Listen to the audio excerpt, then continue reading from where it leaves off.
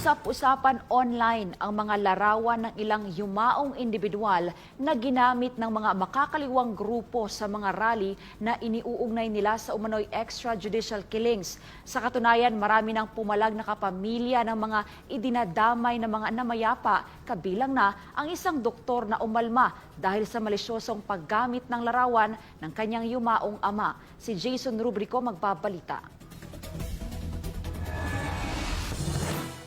Mariing kinundena ni Dr. Lux Andutan ang aniyay pambabastos na tinanggap ng yumao niyang ama na si Dr. Winston Andutan na idinadawit bilang isa umanong biktima ng war on drugs. Binigyang diin niya na inaalay ng kanyang ama ang buhay nito sa paglilingkod sa mga pasyente at labis na pinangalagaan ang kanyang reputasyon. Kaya naman malinaw aniyang pambabastos ang paggamit sa yumaong doktor sa ganitong paraan, lalo't walang kinalaman ang pagkamatay nito sa EJK. Binigyang diin ni Dr. Andutan na walang kinalaman ang pagkamatay ni Dr. Winston sa iligal na droga, EJK at kay dating Pangulong Rodrigo Duterte. Aniya, hindi tamang gamitin ang imahe ng kanyang ama para sa mga personal na agenda. Uminit din online ang isang viral post kung saan makikitang hawak ng isang babae na kinilalang si Aling Sheila ang larawan ng isang yumaong individual na inuugnay din sa war on drugs. Pero maraming netizens ang nakapansin at pumalag sa larawan ng yumao online. Napag-alamang namatay ang individual nito lamang 2024 na nasa ilalim na ng Marcos Jr. administration. Taliwas sa pinalalabas ni Aling Sheila na biktima ito ng war on drugs noong panahon ni dating Pangulong Duterte. Nagsalita na rin ang isang funeral parlor na nagbigay ng serbisyo sa pamilya ng yumao matapos mag-viral ang kanilang post noong Hulyo 2024. Iginiit ng Hara Funeral Services na tama ang petsang nakasaad sa kanilang post na pumanaw si Ryan Barbacena noong June 2024 at naipost nila ito sa kanilang page noong July 2024. Mariin nilang pinabulaanan ang paratang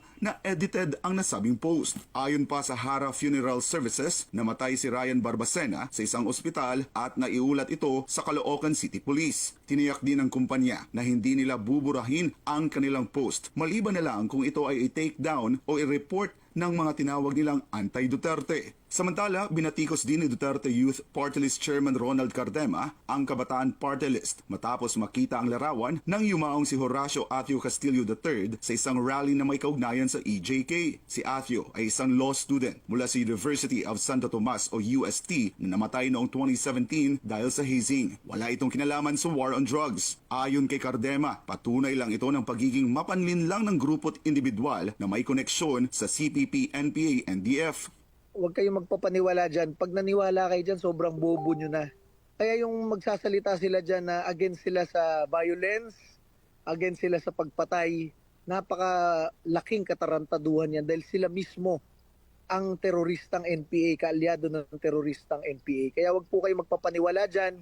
Matinding pambabatikos din ang inabot ng mga nabanggit na grupo mula sa netizens dahil sa paggamit ng mga litrato ng ilang yumaong individual para lang maisulong ang kanilang propaganda at interes. Habang patuloy na lumalalim ang usapan ukol sa paggamit ng mga imahe ng pumanaw na individual sa mga pampublikong protesta, hindi may kakailang maraming pamilyang nasasaktan at umaapela para sa mas maingat at makatotohanang representasyon ng kanilang mamahal sa buhay. Patuloy na lumalakas ang panawagan para sa pananagutan at katotohanan sa pagdalakay sa mga sensitibong issue, isang hamon para sa lahat na maging mapanuri at responsable sa pagpapakalat ng impormasyon, lalo't napakaraming platforms ang pwedeng magamit para dito. Para sa Diyos at sa Pilipinas kumahal, ako si Jason Rubrico, SM9 News.